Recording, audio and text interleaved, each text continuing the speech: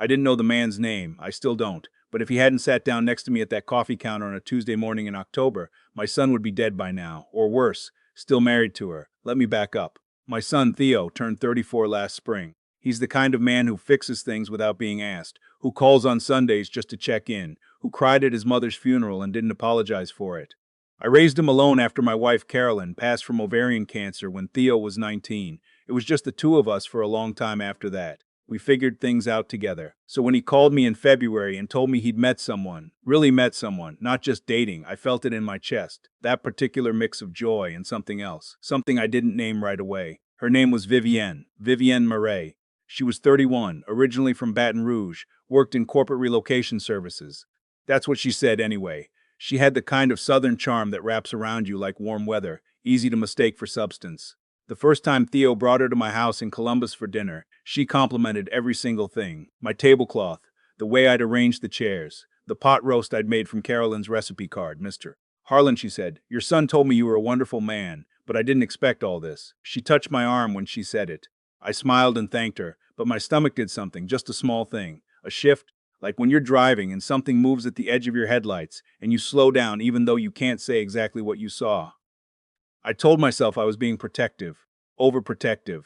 Theo was 34 years old. He didn't need his father squinting at his girlfriend over the pot roast. They got engaged in June, 8 months after they met.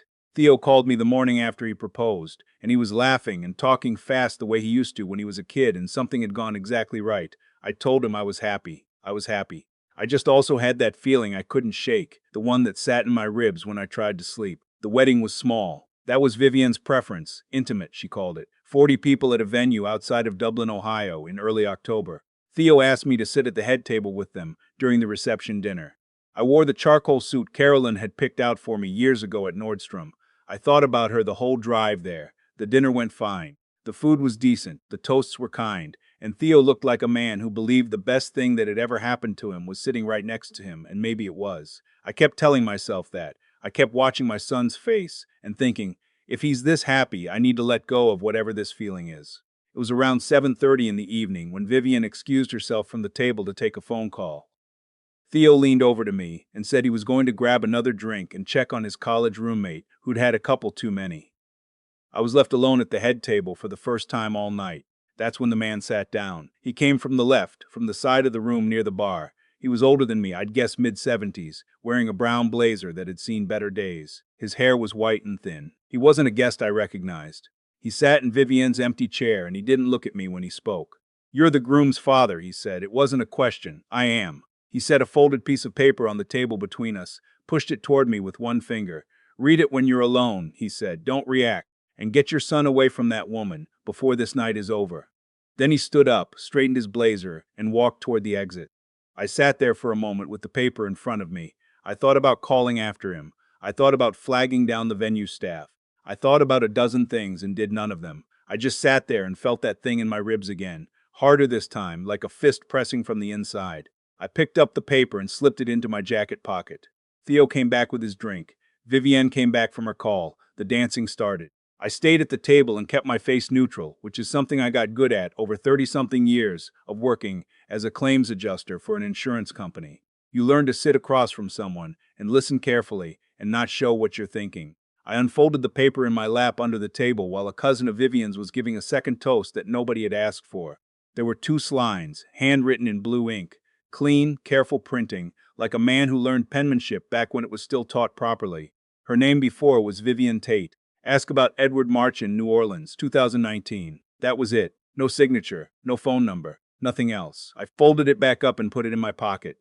I watched my daughter-in-law dance with my son. She was laughing, her head was back, and her teeth were bright, and she was holding his hand with both of hers. I drove home at 10 o'clock and said I was tired. I sat at my kitchen table until 2 in the morning. I want to be honest with you about what I felt in those hours. Part of me wanted to throw that paper away. Part of me wanted to believe it was a crank, some bitter icks, some unstable person with a grudge. Vivienne was my son's wife now. They'd signed papers that afternoon. What was I going to do? Walk back in there and say a stranger in a brown blazer told me something was wrong, but I didn't throw it away. Because that feeling in my ribs had been there since February, and I'd been ignoring it, and I was 63 years old, and I knew by then that I ignored that feeling at my own peril. I opened my laptop and I typed in the name Edward Marchand, New Orleans. The first result was an obituary. New Orleans Times-Picayune, dated March 14, 2020. Edward Marchand, age 58, passed away unexpectedly, survived by his mother, two sisters. No mention of a wife. The second result was a civil court filing. Orleans Parish. A woman named Vivian Tate had contested the terms of Edward Marchand's estate in early 2020. The case was dismissed. I sat back in my chair. I typed in Vivian Tate, Louisiana. I spent the next 4 hours going through what I could find publicly. Court records, property filings, a few archived local news items. It took a while to piece together, but here's what I eventually had. Vivian Tate had married Edward Marchand in 2017. He was a commercial real estate developer in New Orleans, self-made, owned several properties in the Garden District and along the lakeshore. He died in March 2020.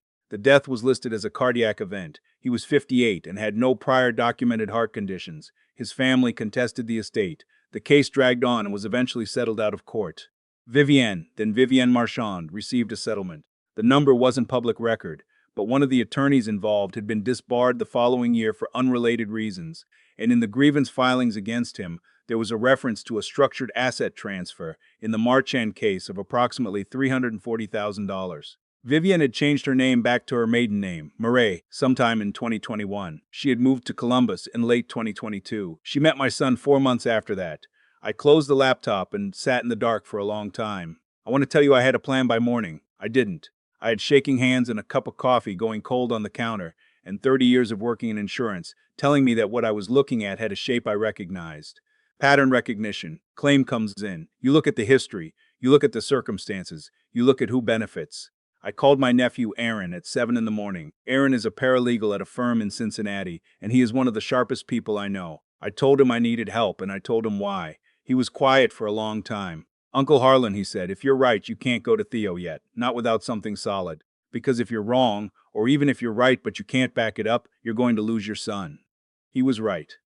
I knew he was right. Give me 72 hours, Aaron said. Those 72 hours were the longest of my life. Theo called me the day after the wedding. They were staying at a hotel in downtown Columbus before flying to Asheville for their honeymoon. He sounded happy and a little tired. I told him I had a great time. I asked him how he was feeling.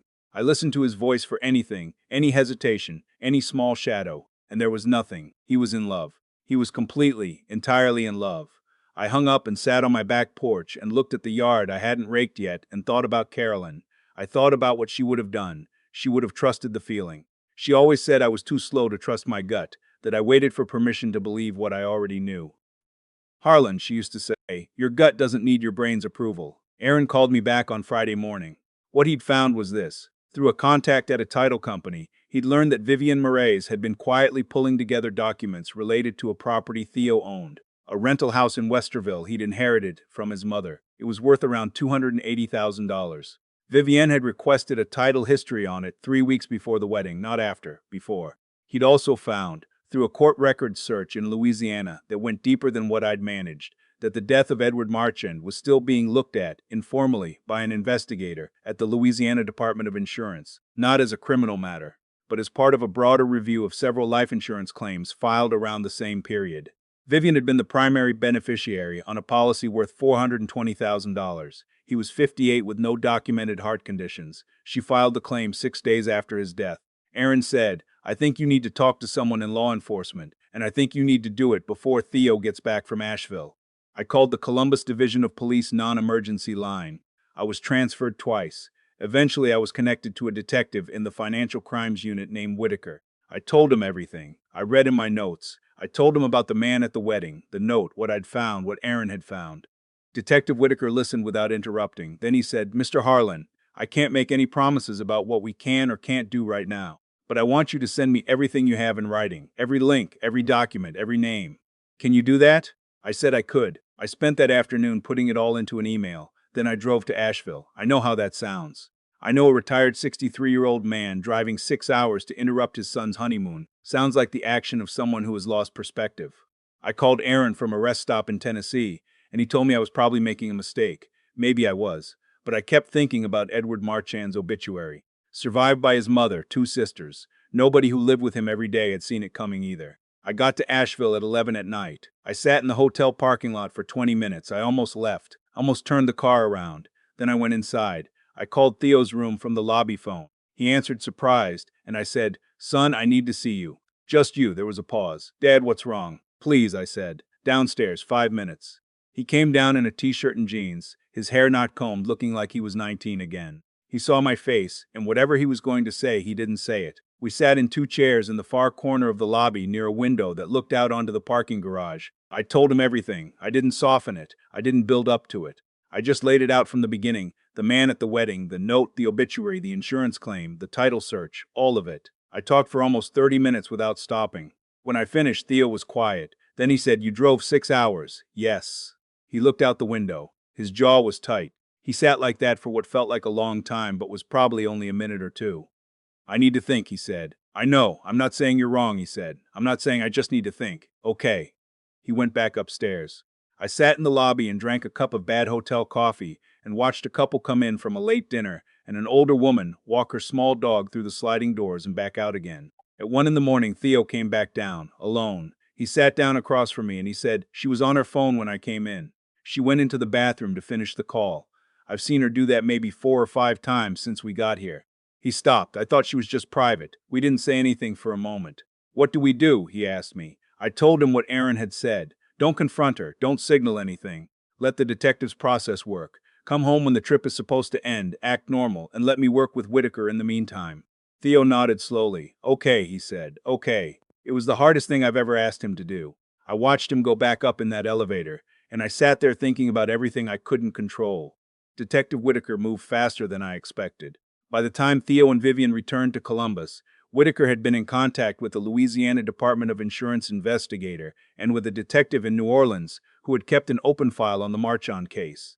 The title search Vivian had run on Theo's Westerville property, combined with the Louisiana history, was enough to get a financial crimes unit involved formally. 3 weeks after the wedding, Vivian was served with a civil investigative demand related to the Marchand estate. Her attorney, apparently she had one on retainer, filed a response almost immediately, which suggested to Whitaker that she'd been through something like this before and knew the playbook. But she hadn't counted on Theo, because Theo, in those 3 weeks, had quietly talked to an attorney of his own. And he had learned something I hadn't known, that in Ohio, a marriage can be annulled within a certain window if there is evidence of fraud in the inducement, meaning if someone married you while concealing material facts that, had you known them, you would not have consented to the marriage. Vivian's omission of her prior marriage, her name change, and the circumstances of Edward Marchand's death qualified, according to Theo's attorney, as grounds to pursue an annulment. The annulment was filed in November. Vivian contested it. The process was not fast or clean. There were months of legal filings, a mediation session that went nowhere, and more than one phone call where Theo called me late at night, sounding exhausted and raw. But it went through. The marriage was annulled the following spring. Theo's Westerville property never transferred. He lost some legal fees and a lot of sleep, but nothing that can't be rebuilt. The Louisiana investigation is still ongoing as far as I know. I'm not privy to the details. I know that Vivian's attorney negotiated something, I don't know what, and I know she is no longer in Columbus. I never found out who the man at the wedding was. I've thought about it more times than I can count. He knew enough about Vivian to know her prior name, and to know about Edward Marchand specifically. He may have been a family friend of the Marchands. He may have been an investigator of some kind, private or otherwise. He may have been someone who lost money in whatever she was doing. I genuinely don't know. I know he didn't stop to explain himself, and I know I would not have done what I did. I would not have opened the laptop. I would not have called Aaron. I would not have driven to Asheville without that folded piece of paper in my pocket. Theo lives in the same house. He fixed the gutters last month and called to tell me about it in detail, the way he does. He's been quieter since everything happened, more careful about things. But he laughs the same way he always did, quick and easy. And when I hear it, I think about Carolyn, and I think she would be glad. I almost didn't go inside that hotel. I sat in the parking lot for 20 minutes, telling myself it wasn't my place, that he was a grown man, that I was probably wrong about all of it. I wasn't wrong. And I've learned that some feelings don't need your brain's permission. Trust them, before it's too late to act on them.